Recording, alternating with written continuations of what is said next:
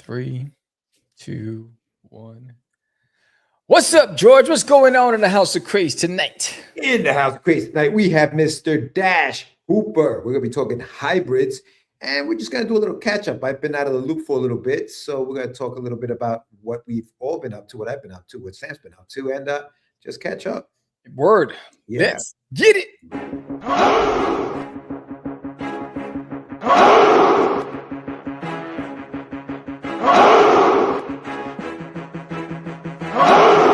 We are the only show for independents all around, giving you a platform to spread your word all over town. Catch the Craze is the place to promote to your fans with the Dreamer, Medina, and Sam the Crazy Man. Subscribe to our show and never miss an episode. It's time to get your mans, listen to us on the go. Updated every week, we never miss a day. Join the squad, come on in. It's time to catch the Craze. If you are an independent, catch the Craze. Making moves on your own, catch the Craze. On your grind in the streets, catch the Craze. Join the movement, catch the Craze.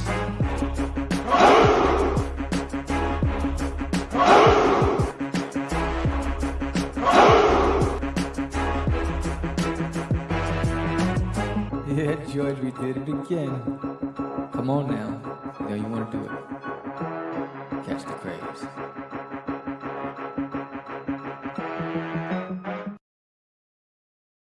Welcome to Catch the Craze podcast. I'm your host with the most, Sam the Crazy Man Vera, and I am with George, the Dreamer, Medina. What's happening, everyone? Welcome to another exciting episode of Catch the Craze. I am back from a little hiatus. I was actually doing a lot of work, the 9 to 5, but I'm back. Glad to be back. What's up, everybody? Thank you for joining us. If you haven't done so yet, please subscribe, like, comment, do all that fun stuff. Share the video.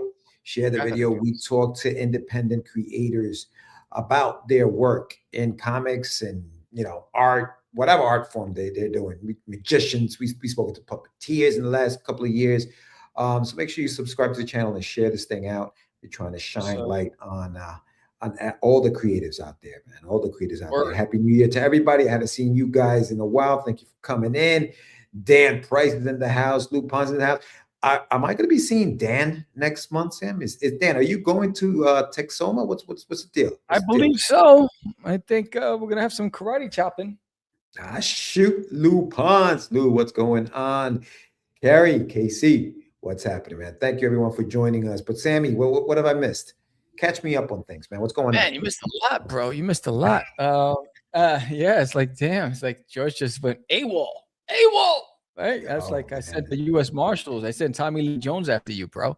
Let's see. Getting ready to start shipping out all the rewards for the Forbidden campaign. So the soft cover graphic novels here, it looks amazing. It's a new size, that new manga size. It's just freaking dope. Nice and thick. Just so that's coming. Rewards like the puzzles have come in. The 300. If you got the box puzzle set, bro, you made out like a bandit. You know, everything's coming. I'm just waiting on the hardcover.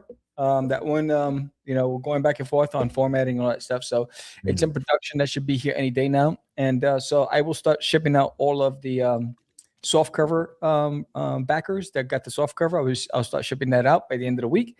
And the hardcover will go out as soon as I get them. And so it's exciting. So that's done.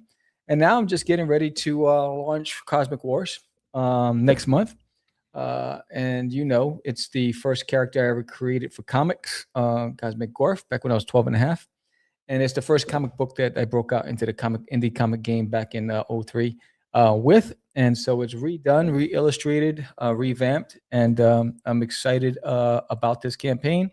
It's a good break from everything else. I've been posting a lot of the art. Here's a couple pieces. Here's a play on Street Fighter, the video game. This is Gorf against Commander Rocks. This is Gorf and Zap, in action. Zack is his trusty sidekick.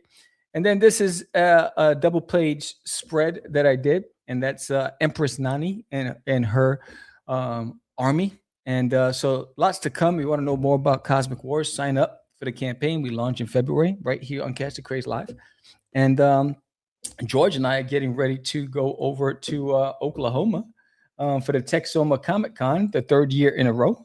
So that's gonna be dope. I'm looking forward to that and meeting a friend and comic book creator Lori Calcaterra.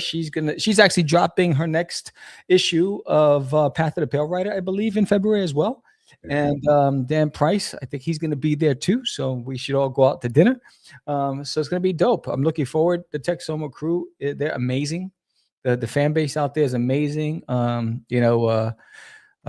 Chris does an amazing job running that show, and I'm looking forward to it. And so that's going to be a good drive. So that's what's been going on there. I'm also just got commissioned to do a cover. I'll tell more about that as things progress. So I'm working on a cover for another independent.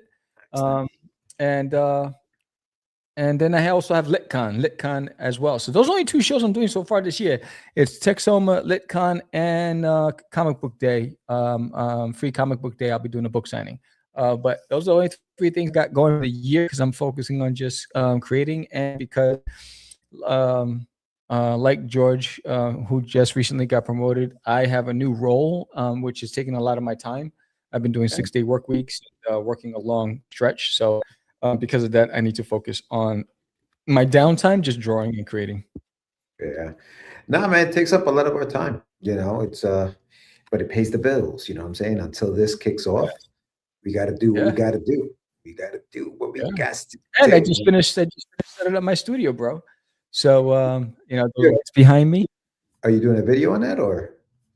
Yeah, I'm going to be doing a studio vlog on the behind the scenes, what it looked like before and after, and I'm pretty stoked with the way it looks. I got that Knight Rider light action going on behind me. Get back there, bro. Walls man, it's dope. I finally feel like, it's been months since I had my studio back, and it's because I moved, and it was just a blank canvas, and now I'm so inspired and I feel creative. And I even blew up the cover for Cosmic Wars. That's cool. Launching in February. A big poster on my wall. And some of the prints I blew up as big posters on the wall. So when I'm drawing, I can just look up at the character and just, stay inspired to keep drawing. I think having that Zen space that keeps that creative juices flowing is important for an artist. Yeah, no, for sure, man. Yeah, it definitely is. It definitely is, man. Yeah, my end, I've been, I shipped out most of the packages. I'm waiting for some of you to fill out some of these surveys so that I can send the rest of the stuff out. I don't have addresses for some people, so I can't send some stuff out. Big shout out to everyone who's received it. Actually, our guest tonight, Dash, had a nice post about the books that he received. So thank you very much, Dash. Appreciate you. He's going to be coming in a few minutes. So yeah, so that's fulfilling. Sam, I got your stuff. I'm bringing that stuff with me. And so thank you very much, everyone, for making that campaign a success. Don't forget that the book is available on my website. The first chapter is available on my website. Obviously, it has a different interior. A couple of pages are different, because this is the non-Kickstarter special. So this is what's going to be going into stores. And I'm planning to print out a bunch of these books come later on this summer. I'm looking at printers right now to do a big print run. You know what I mean? Like I want to have just a bunch of them. So I don't have to offset keep going back. Yeah, I think I'm going to do offset. Oh, that promotion is paying off. Bro, got to go hard to go home. The other thing that I'm going to be offsetting is the graphic novel, the trade paperback of The Adventures of Wonder Duck, issues 1 through 8. Nice. That's going to be coming out this June. It'll be out this June because the books are in stores now. Actually, tomorrow, the 4th issue of the book comes out. So visit your comic book shops if they haven't ordered The Adventures of Wonder Duck. Let them know to go to my website. Order them being distributed through Filbo Distribution. Big shout out to Filbo Distribution. Thank you very much. Dan Price is also distributed through the same distributor. So if you guys are interested in getting some of those titles, make sure you tell your comic book shops to check out Filbo Distribution for all the stuff that they have available. So yeah, that's out tomorrow. I can't wait for that. And then as far as conventions, like you said, Sam, I'm going to be out there with you next month in Texoma. And then what's that, February? So March March, I may be out in Chicago, not sure yet. C2E2, maybe, not Nice. sure, not 100%. C2E2 is a good show, man. It's a good show. I know, unfortunately, Yeah.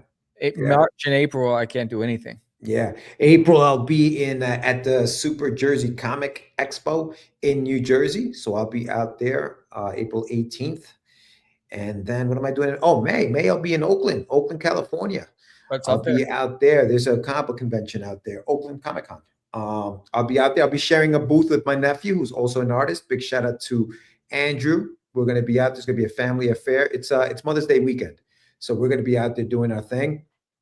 And then I have June, July. I'm not sure what I'm doing those 2 months. And then, at the end of the year, hoping to do Baltimore and then New York Comic Con. So it's going to be a pretty busy. Yeah, you're gonna be busy time. Yeah, it's going to be a busy time. Again, remember, if you guys find me roaming around some of these conventions, I will be carrying copies of the Shameless Plug graphic novel. So for those who got the little freebie pill bottle, make sure you find me. Make sure you find me because I will have copies for you guys as promised for those who won. So big shout out to everybody who supported and did their things. I mean, went to get something. Let's see, Carrie, what you got? In May, I'm traveling. My farthest so far for a convention, 100 miles to Wyoming. All right, Carrie, that's what's up, man. What's the name of the convention? Just type it in the chat. New studio looks good, says Dan. Dan says new studio looks good. And what up, Anibal? Anibal's in the house. Yes, and I did forget to mention while we're on the subject. So I'm holding up right here. This is let me put it on the screen. This is the official Cosmic Guardian Defenders of Freedom badge. So by signing up and back in the campaign on day one, look how big this is. It's bigger than my head. What the hell is that? Is that a sticker? Yes, it's a sticker. You get this. So everybody gets this. You become a Cosmic Guardian just for signing up today and back in the campaign on day one. You get this automatically added to whatever tier you physical tier you pledge. So thank you, brother. Yeah, so that thing is massive, and so yeah, that's ready to go. It's already printed too, so it's ready to go. So yeah, I'm excited about that. Yeah. Yeah, it's gonna be a good summer, man. February is gonna be a big month for Sam. It's gonna be a big month for like even just me traveling out there. I like going to Texoma. We'll catch a flick out there, grab some dinner before you know it, the convention's over. Yeah, I know it goes by fast. Hopefully, it's a good flick when we get there. Yeah. I don't know what's out around that time. But yeah, man, it's going to be a good time. So, and today we have Dash Hooper on the show. We're going to be talking to him. And then we'll just be catching up at that after we talk to him. So, yeah, it's funny. We were talking about topics or whatever, but there was this guy, I forget his name. He's a fantastic artist, a fantastic illustrator, but he has like that anime manga-ish battle chasers type style of art, right?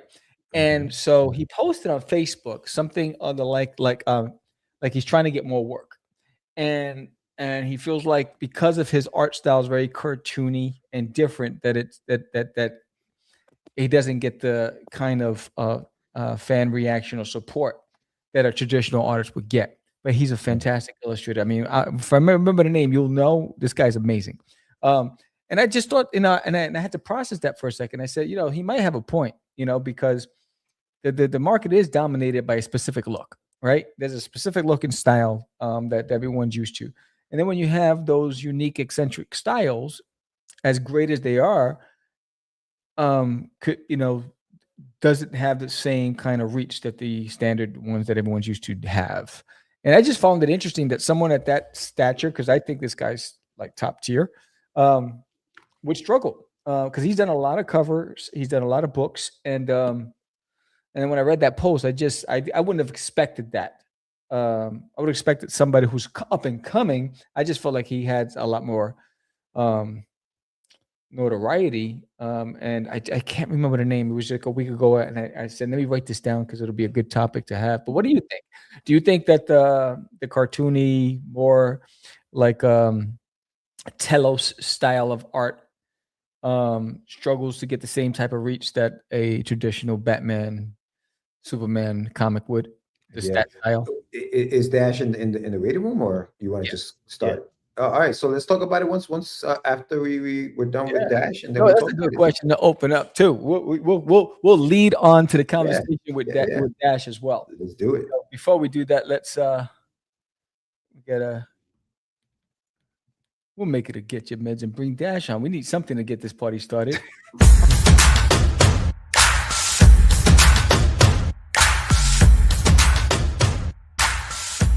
It's time for your medicine.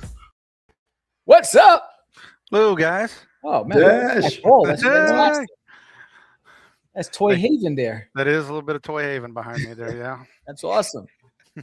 How you doing, man? Good to I'm see doing you. Good to see you. Doing excellent. Thank you. Thanks for having me Awesome, on. brother.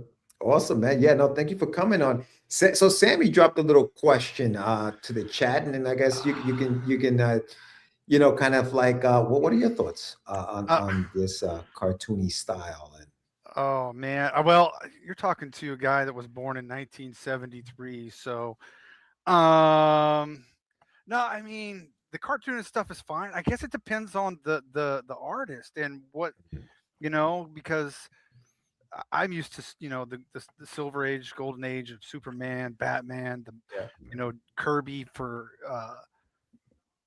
Marvel and all that. So that's what I'm used to. But I've seen a lot of great artists come out now. Because just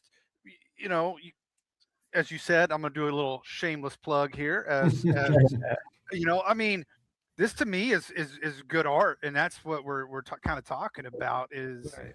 the cartoony and I haven't got into a lot of anime. I'm not into or I shouldn't say I'm not into manga. I don't read a lot of manga and anime. But one thing I have noticed is it's still beautiful. It's still a specific kind of art. Yeah. And I guess it's if your niche and it's your forte, go with it. Don't somebody's out there shopping for those markets. Somebody is. And Right. don't if that guy's I don't know who you're talking about, but I hope he doesn't give up and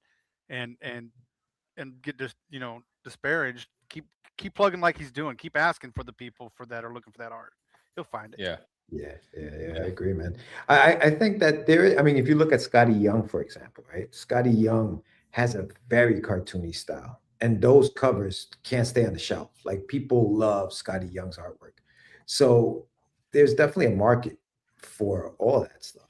You know what I mean? Like I think people gravitate to what they like. I mean, it's there's so much different kind of artwork out there now. So I think that there is definitely a market for it. Definitely a market for it. Well, like you look at like Adventure Time, you take the Mhm, comics mhm. from that. There's a market for it. Every time I go to the shop, if they have something like that, it's gone. Yeah. Or anything based on a Cartoon Network or a cartoon, it's usually gone. It's so funny you say that, dude. Like, like you said, we're older gentlemen born in the 70s, right? And we strive for that, that artwork that's going to look like what we grew up watching. And then you watch some of these cartoons. Look how popular South Park became. Yeah. The Simpsons became. Like, that's not artwork that you would say, well, that, it's like, I don't know, kids, as long as it makes them laugh, I find like they'll get it. Like my nephews, they just love to laugh and these goofy cartoons, and they don't look for that realism anymore. They just look for something that's going to make them laugh. Make them laugh. Have a Yeah. good time. Well, yeah. I mean, it's not our Saturday morning cartoons, but we evolve. Yes. We gravitate because I like some of the new stuff. My daughters are the Bluey age, so we All right, gravitate all right. towards the Bluey and but we'll turn around and I'll watch some old GI Joe or Transformers, and they're right there with me. So That's cool. yeah, it is. It's whatever that's going to make them laugh and really pay attention to the show, and they do that. I agree. So let's talk a little bit about you, Dash. Like, you talk about growing up, watching reading the comics of like that era. What was your favorite character growing up? What was it that you were like, yeah, I gotta do this? Superman. Listen, I know, cheap out. My dad he was with the Department of Human Services in Oklahoma, so he would travel everywhere, and mean, I was probably 3 or 4 years old, and he brought me home this big old wall cutout of Superman, and it Mm, was above my bed. So nice. uh, from then on, and then of course, not too long after that, Superman, Christopher Reeve and the Superman the movie came out. So I've been a Superman fan my entire life, but I also gravitated towards Spider-Man, Captain America, Yeah. but I probably, just like I said, the GI. I'm a GI Joe freak, Mm. and Transformers, and a lot. You can see a lot of that back there behind me. I love anything animated, comic book. It's hard to displease me, really. Yeah. It's You got to try really hard. it's very hard to displease me. Like you said, as long as it really just I connect with it. Obviously, I was in the military for 23 years, so I'm still a GI Oh, Joe. yeah, Uh, yeah, free. Thank you for your service. Thank yeah, you. yeah, definitely. But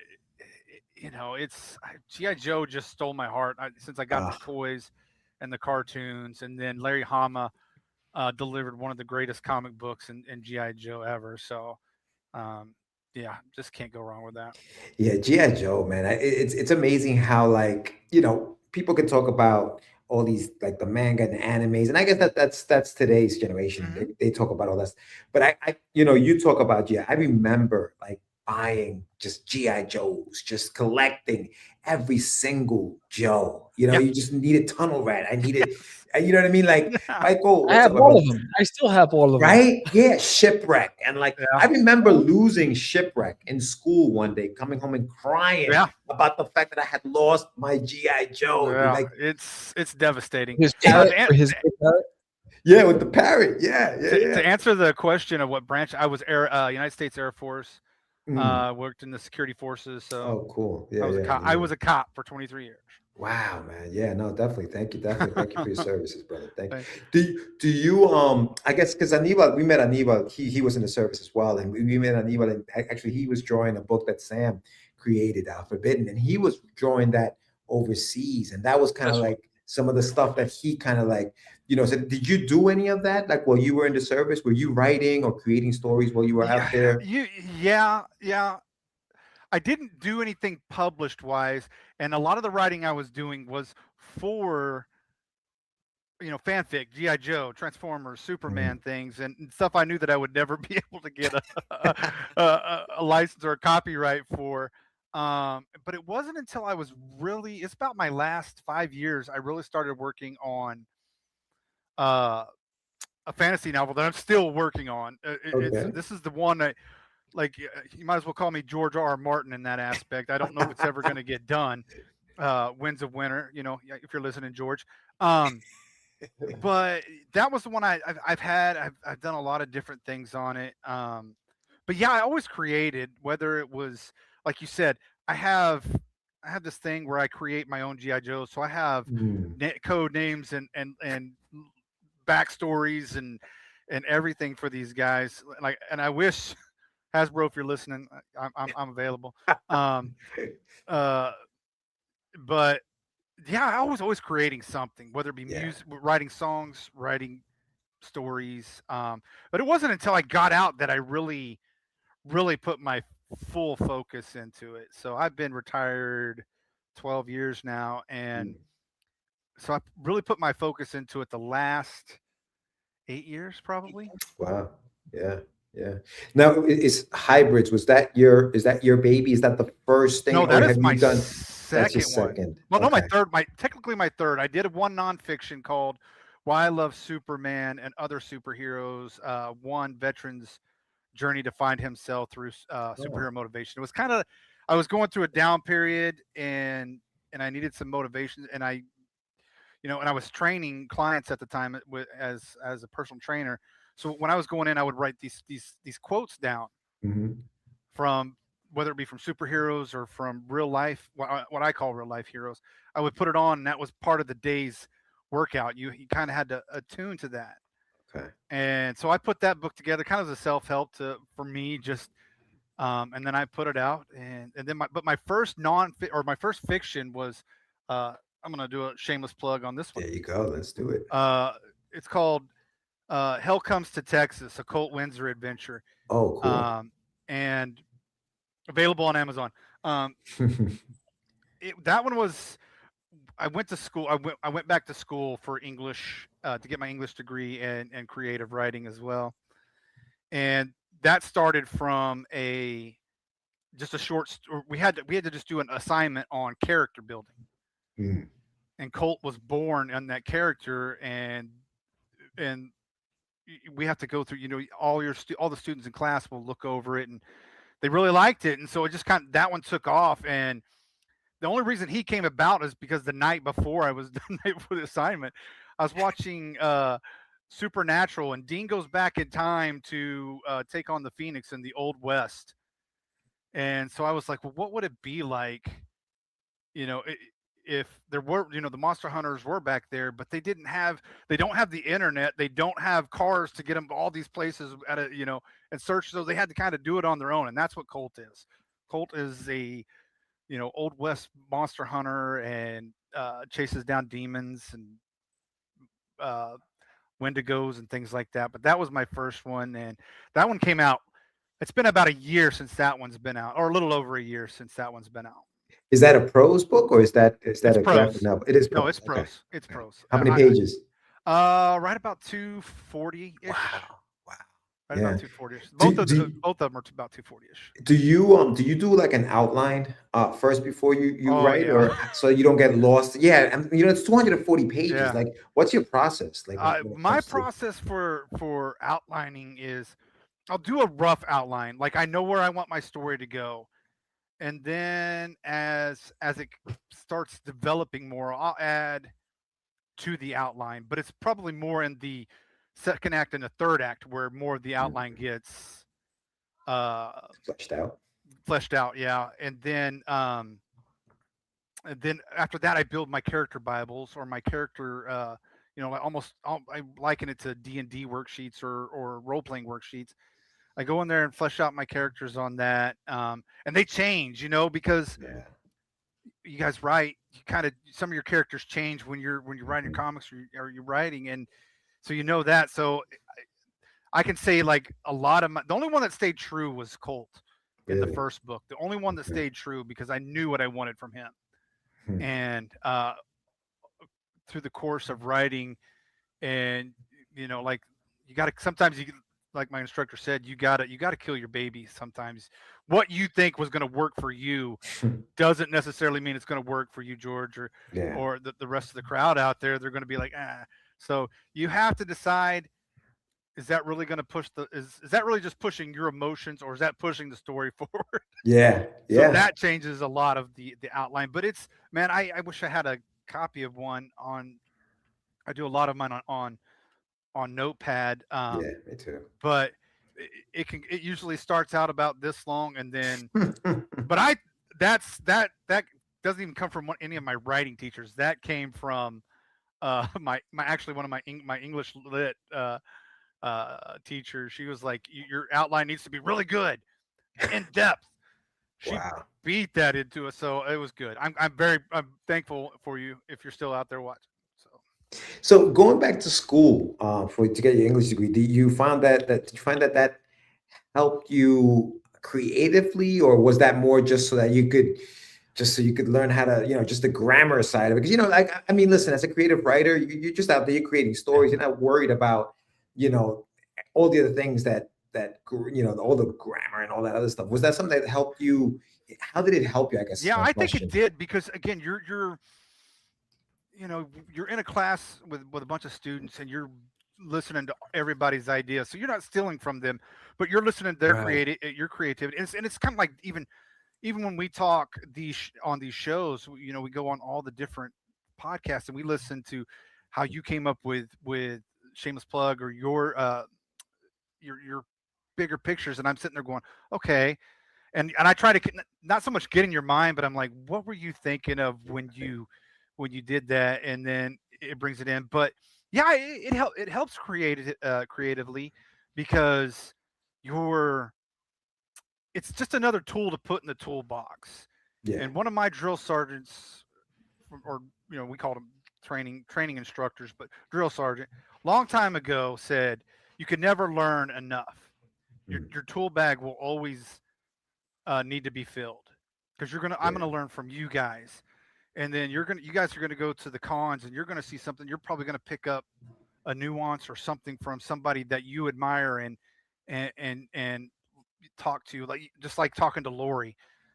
I can sit there and get 400 ideas just from listening to a Lori Calcaterra show. Right. So yeah, you have to be, and you have to be open to it. Yeah. You have to be open to what other people I are saying agree. about your creation Yeah. and their creations. Yeah. I think that you have to have a thick skin. Like, Yeah, you can't be sensitive about the fact that somebody may not like what you wrote, and because there may be a really good reason why it's not working or why it's not making sense to them, and you can't be sensitive about the fact that, well, no, that's not what then you don't understand what I'm trying to say, and it's like, yeah, you're right, I'm not. So like, help me understand what you guys say. I also feel like what works for you may not work for me. And we got to be okay with that, right? Like, I can listen to you talk about how you do your process and how it works for you, and I can go out there and try it and find that, damn, that doesn't work. It doesn't work for you, right? It slows me down, or I can't create that way because it's very organic. Like, creating stories and writing is something that you got to find what works for you. It took me a while just to get my groove into how I like to build my character. Because like you said, we're sitting in school and they'll give you a PowerPoint. You're getting death by PowerPoint or whatever the case may be, and they're saying this is how and it just I can't do that. I finally found my niche and how I like to work, and I can be cluttered all I want. I don't need to have clean space. No, but yeah, you're right. What works and that goes for anything in life, period. But what works for you may not work for me. You just find your thing, and you can take the tools that you get and convert it to your way. Yeah. If you know what I mean. Like they're I may not like to write just 1 hour. I may like to write 4 hours. Some people may only want to write 30 minutes. That's cool. As long as you're writing and creating, that's the way I look at it. But, I want to ask you about, again, going back to school. Do you feel like learning, learning creative writing and prompts and whatever, the rules of writing as you learned them in school, do you feel like that made you a little gun shy when it came to your writing? Do you feel like, they say ignorance is bliss, right? When you don't know you're doing something wrong, you're just doing it because you're having fun doing it. And once you find out that there are rules to this thing, did it make you a little gun shy? Do you find that happened to you? That's a fantastic question. Yeah, you get a little nervous because you are a lot of my especially in my creative writing classes, they were our writers and or editors and things like that. They're just teaching on this, this is their side gig, is the teaching. And you do get kind of nervous and intimidated. Right. But after that happens and they go in and grade your stuff and they talk to you, they're just, don't worry about it's human nature to get nervous about something you don't know about. And for somebody, Kay, master the rules to break them. Absolutely. That's good. That's a beautiful rule. That's good. And so it was gun shy because I started getting worried when I was creating stuff, whether it be just even a short story or and especially I had to go through 6 months of screenwriting class. Oh wow. And that was where I was comfortable, but I was still outside my comfort zone, if that makes sense. And you really got to think outside the box because there are rules that you have to follow when it comes to screenwriting, or because if you want to be a screenwriter and you send it to an agent and or somebody in Hollywood, and it doesn't follow their rules, they're going to throw that script right out. Right. So. And when you say they don't follow the rules, you're talking about just format, the way it looks, just the way it looks, right? Right. If your format is not the way, and it can change from day to day. So if you're an aspiring screenwriter out there, I would kind of check YouTube, check the internet to see what they're looking for now. But so that scared me because I'm literally like, I got like screens open just to follow where I'm going on my screenwriting. Right. But that was probably the funnest class because you get to be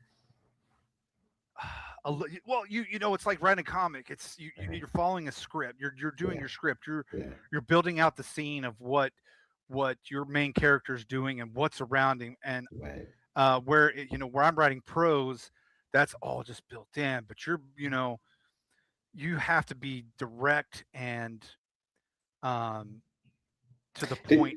There's a lot of show don't tell. Yes. In comic writing, well, like yes, you don't have to tell everybody what's happening because they can see what's happening, so you can focus more. I feel like on maybe the dialogue, and like you can really bring out the characters, just who they are and their personality, and have fun with that. I think I've tried to do that. I've tried to take some of those rules into into my prose writing. You can do it. You don't want to because you can get into that. You can get into being too descriptive when you're telling them. Right. So sometimes you can show through the dialogue, like you said. So that's what I try to do in my dialogue, is kind of show where we're at, even just by talking. You don't have to go, I was in East Texas with the wind blowing down the plains and the sun was hot, and you could say that by just Colt took off his hat, wiped his brow, and pulled away. Now I've told you that it's humid or it's hot, and so that's what I love about showing and telling in prose. But just like you said, that's probably that's why I like comics. Yeah. Because you can, even in the writing of the writer, you can see his emotion even in the words that they put on the page. And that really, and not only that, but now you have a beautiful picture behind them. Behind the characters, and you can see it. What's funny about script writing for comics is that the audience doesn't see everything we write. Right, we're writing because we're describing everything that has to go on that page. It depends on how you write. Some people may just write more loose scripts and leave it up to the artist. But when you are doing it more like the DC method, where you get to panel one, this was happening, people don't see how much writing actually goes into. They only see the dialogue that's on the page. You know what I mean? But we're in charge of the pace, and obviously it's a collaborative thing. So you want to leave some room for the artist to kind of like obviously put his input or her input into it. But yeah, there's so much that goes into it. Aniba had a question here. What type of script writing or what type of writing do you prefer or find easier, comics or prose? I don't. After looking at some of Lori's stuff, where she kind of shared some of her behind the scenes writing, Ed Davis, I've seen some of his behind the scenes writing. I'm gonna go with comic. I'm gonna go with not comics, but writing a script for a movie. I would, if I had a choice, because I don't know if I could do comics justice. And it may maybe it's kind of that I didn't get to do a class on comics. Maybe if I had, it would be a little different. But I've seen some of the stuff that you guys got to go through, and I'm like, oh man, even writing a movie script is a little bit easier. Because the director is going to be change a little, no matter what script you write for a movie. The director and the producer and all those big wigs in there, they're going to maybe that doesn't work, and they're going to but you already have your vision of what you want in the comic and what you want the panel to look like.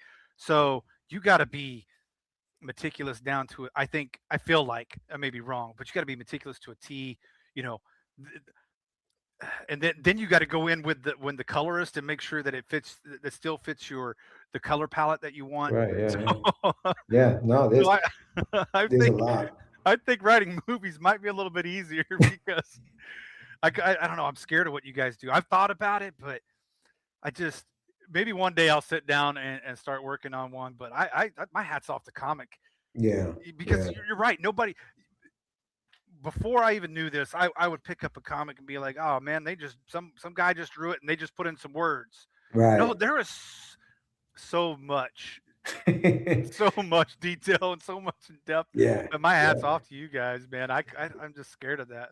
Yeah. Anima says, my theory is the more hands in the pot, the bigger the chance for it being a mess. You It's know, all you is you know what it says, it's all you, no worries about anyone else dropping the ball. It's all you don't worry about anybody else dropping the ball. the script for writing a movie, your job is to write the movie. That's it.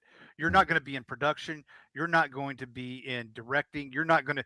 You don't even. Yeah, that was one thing I learned. Um, you just uh, you just write the words because they're going to change. They're going to change it if they don't Yeah, like it. And yeah, the actors yeah. are going to. So script writers, they write the movie. It may come back to you for some rewrites. It may not. But the director and but I think with the you're what, a 4-man team. Most times comic books are a 4-man team. Right. I think that's perfect. You Yeah. might have a few more anyway, in that, but for the most part, it's 4 or 5. From no more than I can't say that I've seen one person write, draw, ink, do everything. I can't say that, but you might have at least 2 to maybe 5. I think that's perfect. Because you have one person that's doing the writing, one person that's doing the drawing, one doing the inking or whatever, lettering, whatever the case may be. I think that's it. But when you're writing a novel, the most for me when I'm writing my prose books, I may have definitely my wife is going to read over anything that I Right. do, and I may have 2 advanced readers, and then I self-publish right now. I don't have an agent or an editor, so I Right. self-publish. So I got about 3 to 4 people with me as well, and I think that's perfect. Yeah. Again, you know, Yeah. I have a couple of friends, they like different things, so they're going to pick out one thing, the other friend's going to pick out another thing, my wife's going to pick out some. Yeah. One of the ones I'm working on right now, I'm working on the sequel to Colt. She goes, that doesn't sound like him, that doesn't. So I'm glad that I have her there to go, Yeah. hey, this doesn't feel like Colt again. Something that you kind of made him a little colder than he needs to be, or he's being a little softer than he should be. So I think that you could, yeah, but you go anything over 5 people, unless movies, you're gonna have thousands of people in the movies. But I think you go over 5 people in a prose novel, I think, yeah, it's going to tend to get messed up because somebody else will want. This is what I think you should do, and then it doesn't Right. become your book. Yeah. It Yeah. becomes their book. Yeah. So Anil says he finds prose easier to write than a full DC style comic script. Yeah, So even he finds it. I agree. Prose is it is because you don't have to be I don't think you have to be as meticulous unless you're George R. R. Martin. I'm going to pick on him a lot tonight. Sorry, but I don't think you have to be as meticulous because you can always.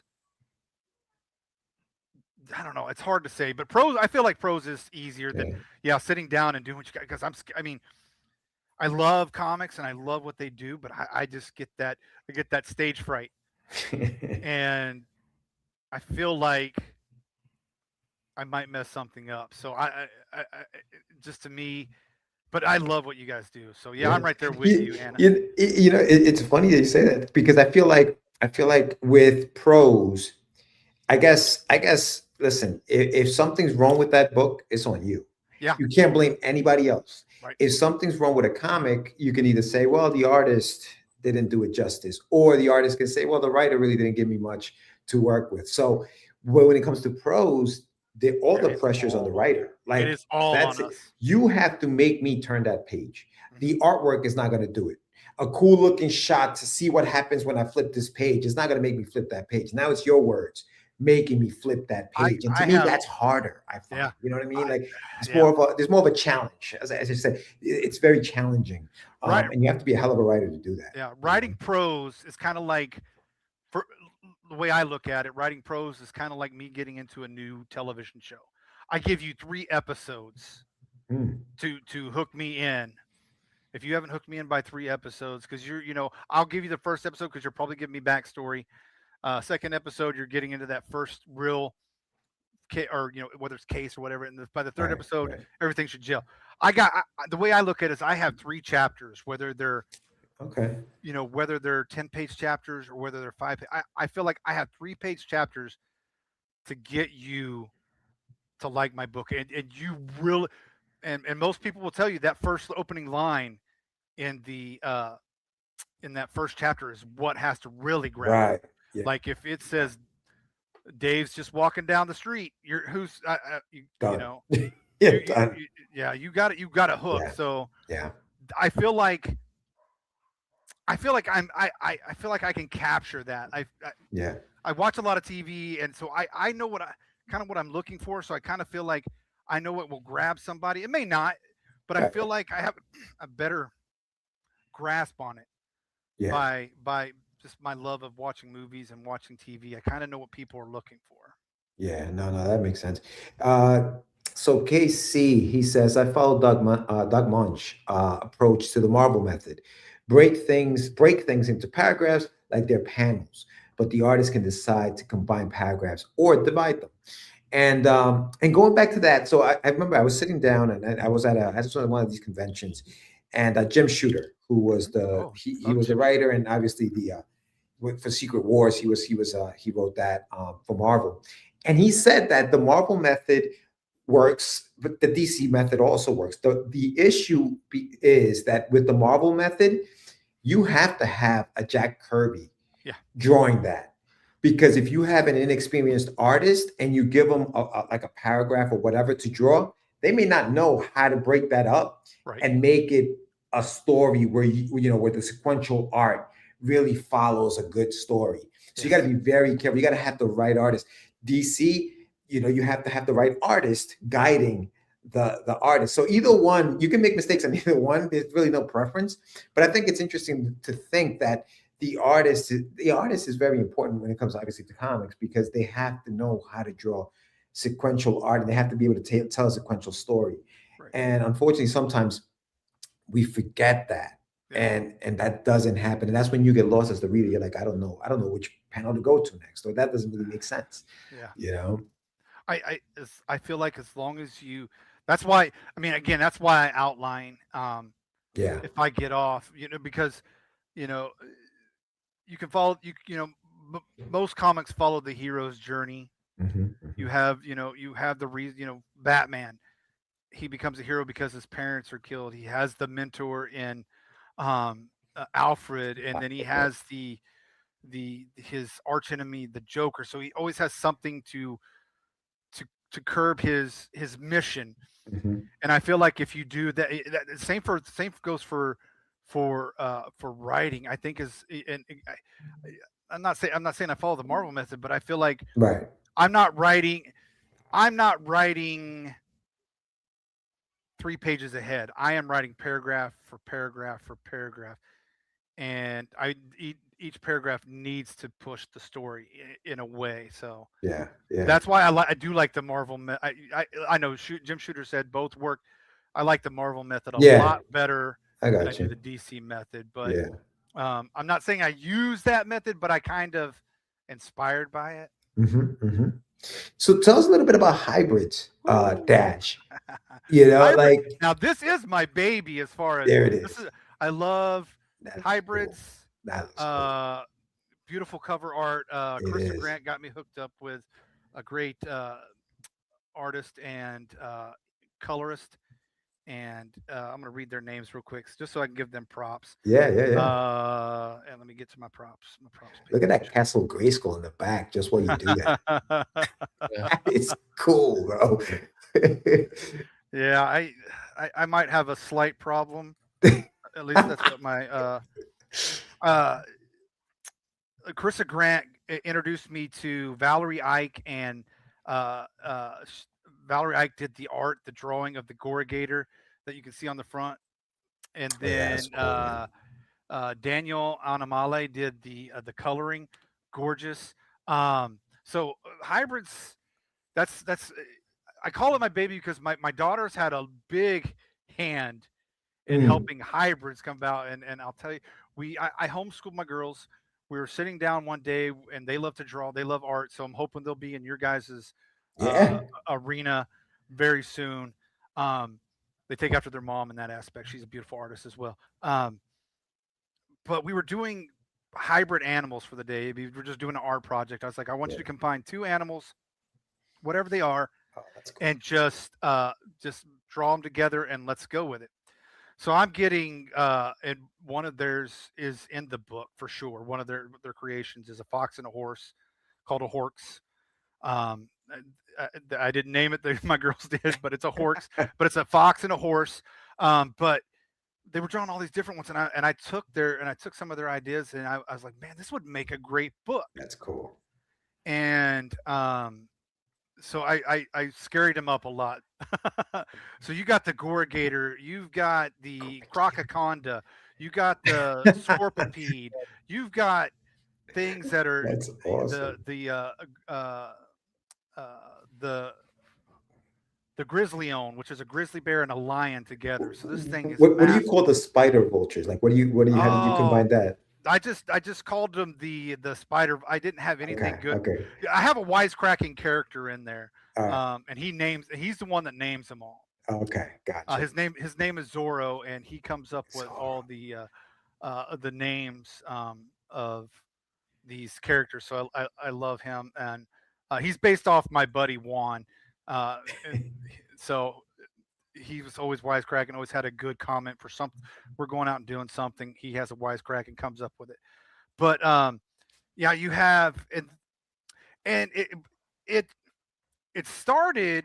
It was just going to be Archer. The main character is Archer. It was just going to be him when I started writing this, and I felt like he needed people. And then Jurassic Park came on, the original Jurassic Park. Mm-hmm. And I was like, duh. They're so yeah, I borrowed a little bit of the plot from Jurassic Park. And I was like, and you always see that thing where everybody thinks Hammond is a bad guy. He kind of is in a way a bad guy because he brings kids and everybody to a place where dinosaurs can eat you. But I was like, what would really happen if there really was a bad John Hammond? And so that it just kind of sprung off from that. And I have some homage characters in there to Predator. You'll if you've read it, you'll catch the homage characters.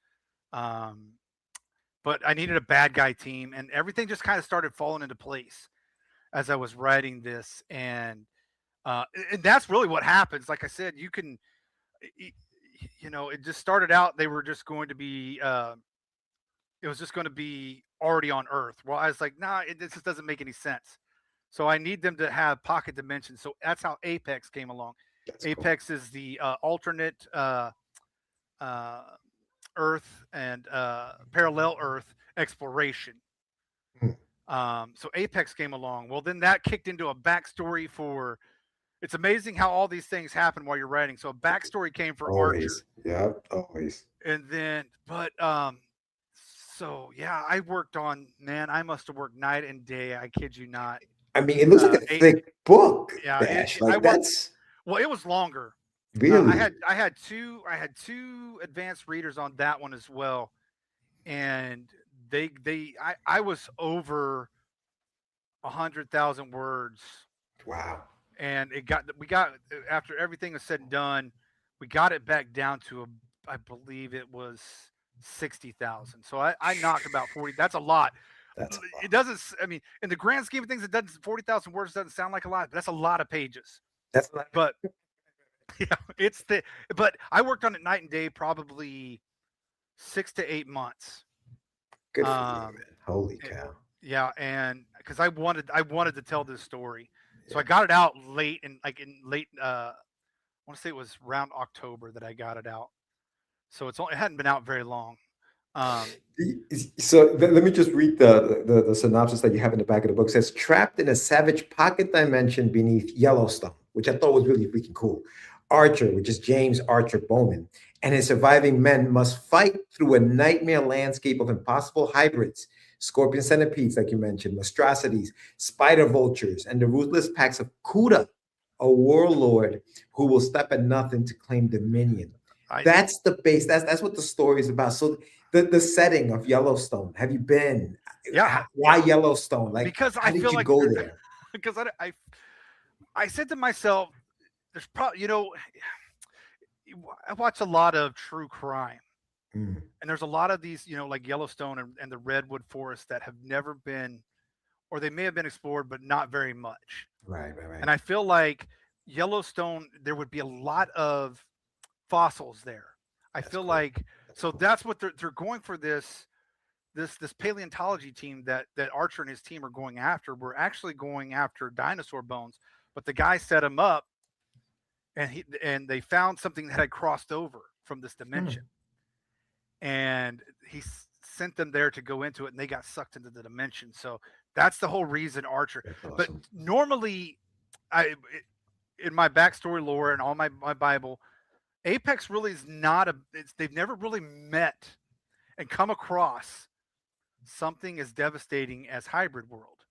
Mm, And if you read it, and there's a couple things that I like that I put in there that will talk about some of the worlds they've been to. But Kuda's going to play a big part. If you haven't read it yet, I don't want to give too much away. Kuda is a big part, and that is how these I call them the Thundercats. They're not really Thundercats. I call them the Pantari, but they're panther-like people, that's awesome. and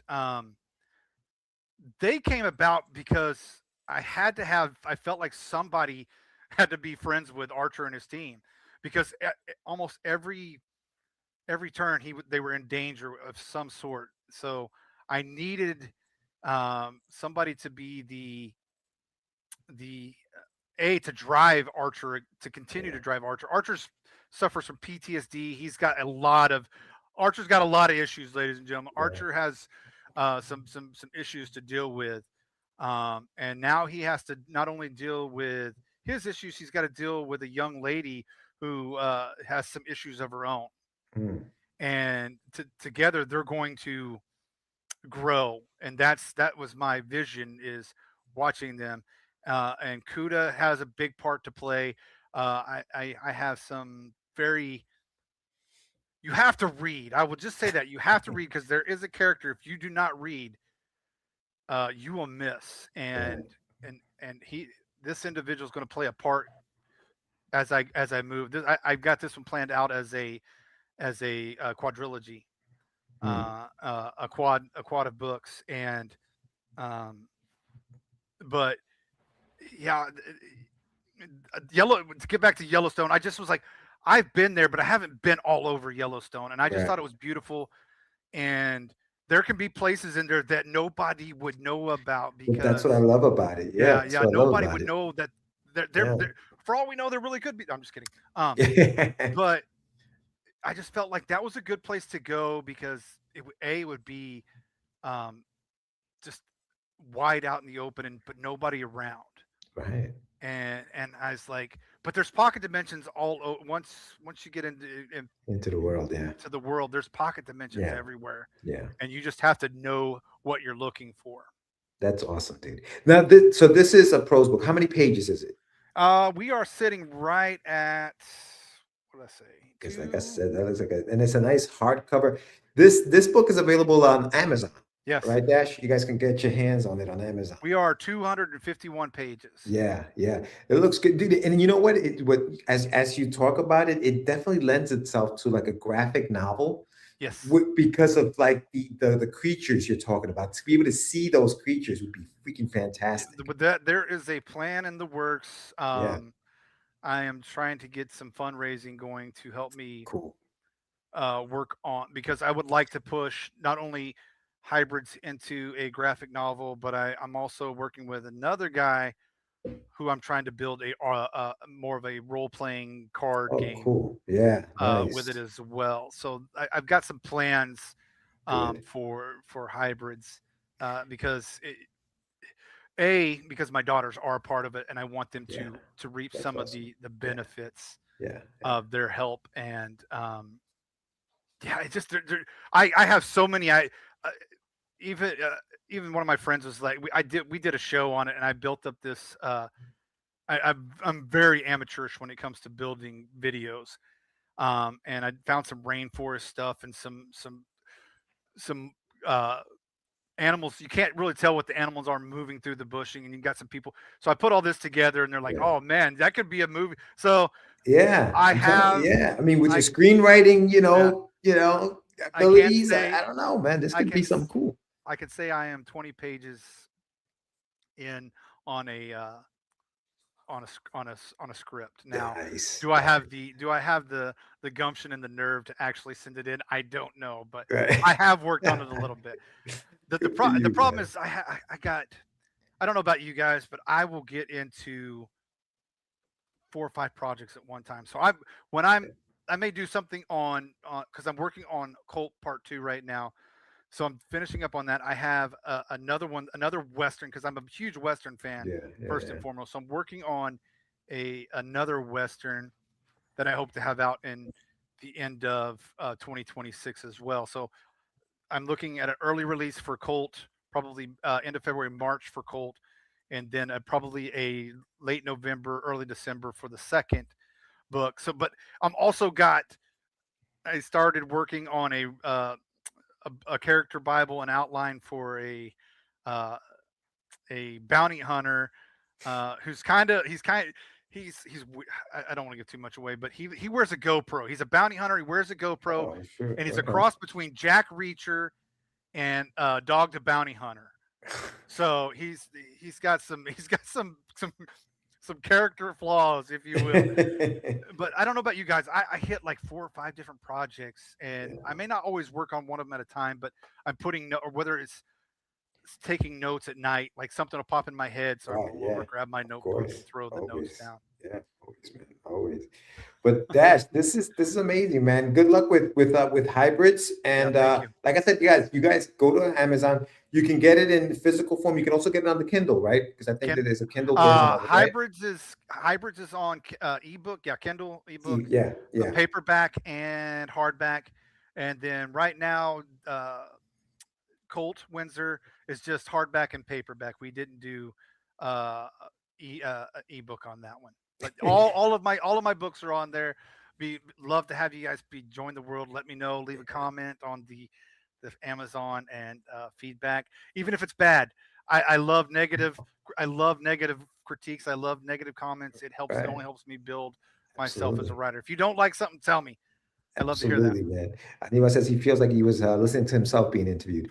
So no, but Dash, you are welcome anytime, man. Come and talk to us about your books, your stories. I'm looking forward to actually getting a copy for myself of Hybrids. I thought it would be here by now, but yeah, man. Good luck with everything, and dude, anytime. Are you in Texas? Are you? I'm in Oklahoma. You're in Oklahoma. I'm in central Oklahoma, so I'm hoping to see you guys. Oh, sweet. At Texhoma. So yeah, all right, that'd be great. Definitely be looking out for you. And awesome. I'd like to get down there and see Lori and everybody that's down there. So I will definitely be looking forward to meeting you guys in person. Same here, man. All right, dude. And I appreciate the time on the show. And let me know when I know you. I got you on Facebook, so I know when the Kickstarter is. But let me know if you have any Kickstarters or anything. I love to share. I love to back. Yeah. So let me know when. I appreciate you, man. Thank you for backing the shameless plug, man. I really appreciate that. Absolutely. I'll see you guys later. Have a great. All right, bud. Peace. That was Dash Hooper Hybrids. I'm trying to copy the Amazon link, but it gives me like a 5,000 characters for that damn. JD Rosario's in the house. What up, JD? Happy New Year, my friend. They should have. Oh, here it goes. Here's a share button. I was trying to find copy link. There it is. Bomb. Yeah, it'll be in the chat, guys. So yeah, definitely check it out. Dash, awesome. There's a link for Hybrids on Amazon right now. You can get it. The Kindle edition, the paperback edition, and the hardcover edition, all available on Amazon. That's awesome. And if you order today, you can get it by Saturday, January 17th. Boom. Wow, look at there that. You go. There it is. Yeah, man. Looking forward to it. Hopefully Dash comes out to Texoma and we can meet him in person. I love that. That was a cool dude. Yeah, man. He's awesome, dude. Dash is an awesome, awesome guy. Big shout out to Lori Calcaterra. That's where I met Dash on her show. We were just kind of talking shop. Like he said, Yeah, he's it a was. big supporter of comics. So yeah, big shout out to him. Yeah. I mean, and right now you have you got Chris Wagon. He has tights going on Kickstarter too, That's and you right. got Chris. George Solis, who has his campaign on Kickstarter too. Kickstarter. Yeah. I was just on it looking at how many campaigns are on there right now. Where is it? You have Child's Play Comics. Child's Play Comics, yeah. They got that comic on Kickstarter right now, and then February seems like a big month for a lot of people that we know, launching within the same 2 weeks, which is crazy. There's a lot happening. Yeah. Big shout out to David K. Montoya, Dark Myth Comics. He has a book called Ayat Nam. That's also on Kickstarter. So yeah, there are a few Kickstarters going on right now. So definitely, guys, check them out. Go to Kickstarter, just browse through it. You're gonna see tons of just projects. And your project, well, when are you launching yours, Sam? In February. I'm launching it the second week of February. I'm wanting to launch it on the 12th, which is a Thursday. I want to try Thursday over Tuesday. Oh, really? Okay, interesting. Yeah, because I was reading you know me, I'm a research buff, and they were saying something about Thursday is one of the most important days to launch a Kickstarter campaign. So I want to try it. I've always launched on a Tuesday, so I want to try Thursday.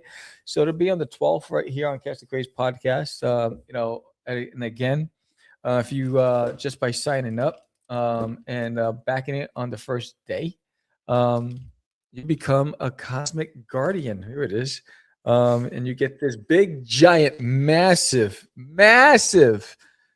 sticker. It's a badge of honor, and you become a defender of freedom in the Cosmic Wars universe. And I'm really excited. If you've been watching me on social media and some of the live feeds, I've done some lives, joined some of the characters.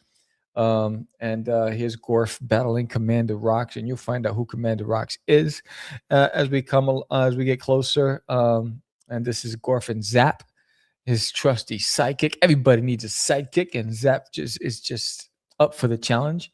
And then this I just really did. So I've been posting the progress of this one. This is a piece that I did years ago. I never finished it, and I decided to redraw the whole thing. And that's Empress Nani, and you'll learn a lot about her in the series. So it's it's a combination of fantasy, magic, adventure, sci-fi.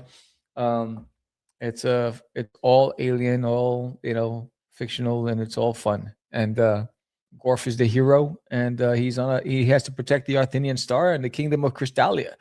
And there's a lot of key characters like Zanzarax and Zarkinar. And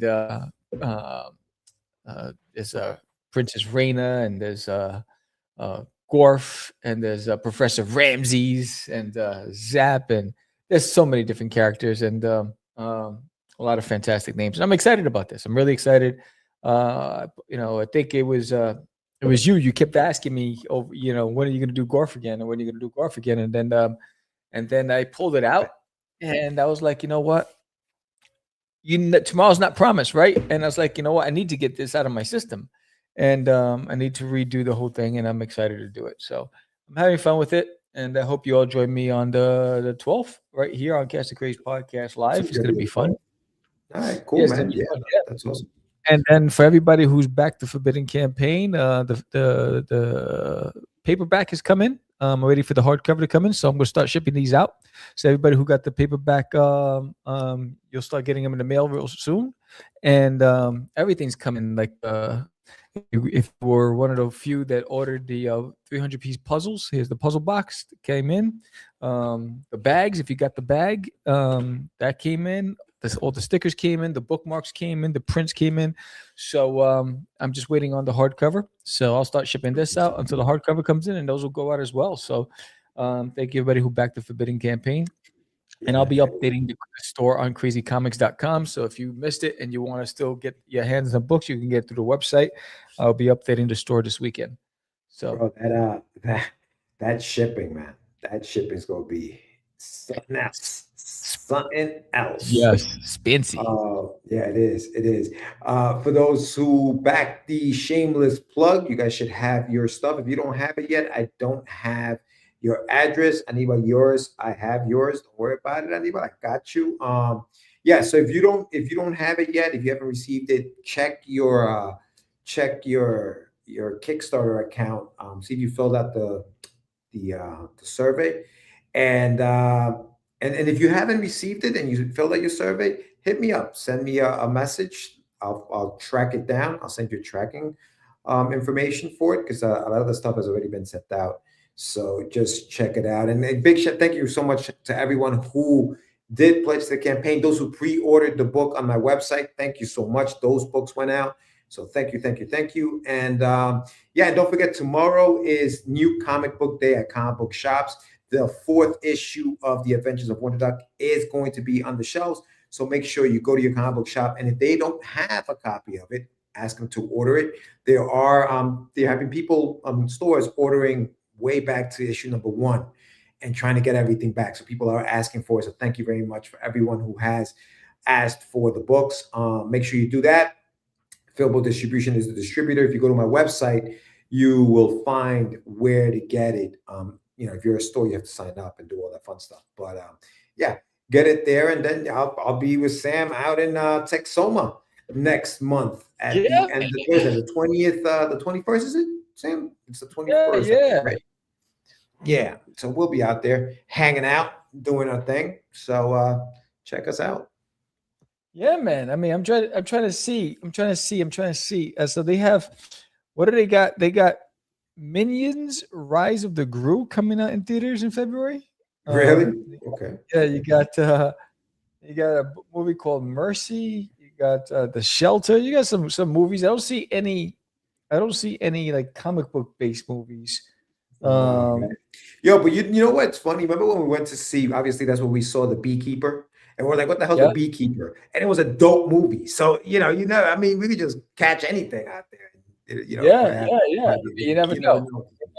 Exactly. But yeah. So again, we'll be back next week. And who's on the show next week? Let's see. Calendar. Good question.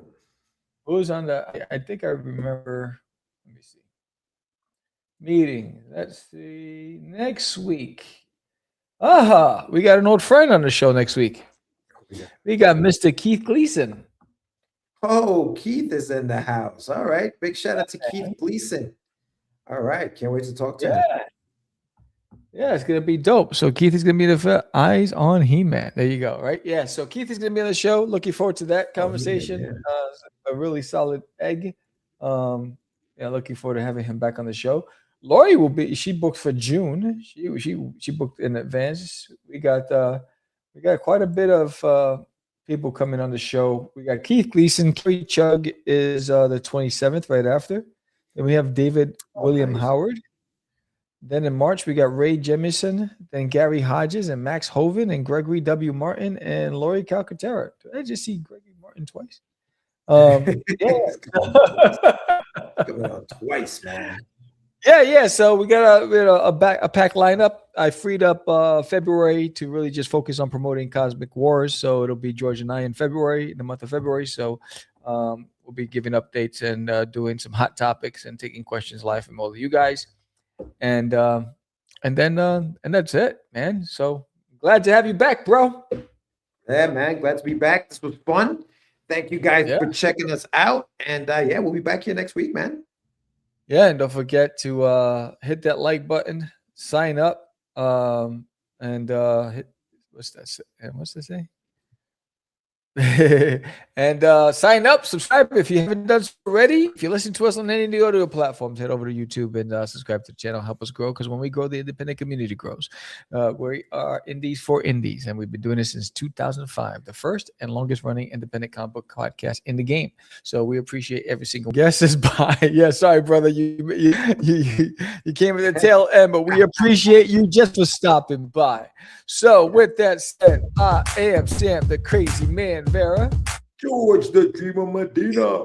And we are. It's just easy. Acquiesce. No, I was talking about my friend Acquiesce. I met him. say my name, say my name. Right? This is what you were thinking? Oh my How you describe me? He said, I'm the what? Catch the Craze. You're listening to Catch the Craze. You're listening to Catch the Craze. Listening to Catch the Craze. You are listening to Catch the Craze on Catch the Craze. You're listening to Catch the Craze. Candy girl.